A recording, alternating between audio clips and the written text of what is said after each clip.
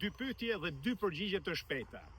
Sot po flitet e para që po zhvendoset gjithë investimi nga Zverneci drejt Mikonos në Greqi. A është e vërtet një gjë e tillë? Dhe e dyta, a ngjason çështja e investimeve të huaja nga individ të huaj në Shqipëri me atë të investimeve në Katar? Përgjigjemi të parës. Nuk është e vërtet as pak që investimi i Zvernesit po shkon drejt Mikonos, pasi edhe një kalamaj vogël shkolle nuk do e përfill tek të gënjeshtër. Është, si themi në Shkodër, rrën e fortë, pasi nuk mund të zhvendosen kapitale kaq të mëdha në qoftë se ekzistojnë me të vërtetë me një herë brenda 3 ditëve apo brenda 3 javë, as brenda 3 viteve. Pasi do duhej gjithë infrastruktura që të përgatitej në një ishull që nuk ka asnjë metër katror më disponibil për atë përshtatshëm për të ndërtuar. As më tepër në një sipërfaqe prej 16-20 kilometër bregdet. Mikonos është i tej mbushur, pra harrojeni, është vetëm një gënjeshtër e pastër për të friksuar shqiptarët, ja, po na ikin investimet nga Shqipëria drejt shtetit grek.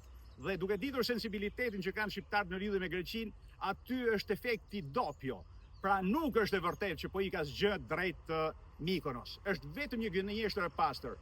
Pasi të kujtojmë që aty s'ka dhe projekt, thot qeveria këtë. Në qoftë se s'ka projekt, si mund të shkojë diçka që nuk ekziston akoma?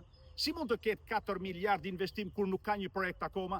Kësaj përgjigje duhet t'i japin. Apo është një projekt i fshehtë i cili nuk mund t'u tregohet shqiptarëve se bëhet fjalë për një kolonizim të tokave tona? Këto përgjigje duhet t'i japin qeveritarët dhe jo të gënjejnë duke thënë që po ik gjithë investimi drejt një drejtimi të paditur. E dyta, a ngjason Shqipëria me Katarin? Absolutisht jo.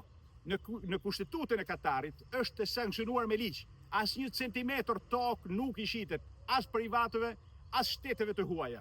Çdo investim që bëhet në tokën e Katarit bëhet mbi tokë shtetërore. Le të vinë gjithë investimet e botës në Shqipëri, po mbi tokë shtetërore, apo në brendësi të territorit, jo në bregdet ku ka daljet me njëhershme dhe izolohet nga pjesa tjetër e Shqipërisë për të krijuar me shumë mundësi një enklav të një vendi tjetër. Pra këto janë përgjigjet që duhet të japin qeveritarët dhe jo të gënjejnë, sepse është turp, po luajnë me atë popull sikur të ishin kalamaj kopshtit. Tesim përpara. Djemë dhe vajza, rezistoni në protestat tuaja. Shqipëria shpëton vetëm nëse ju rezistoni sot. Sot varet fati i Shqipërisë. Ju përshëndes të gjithëve.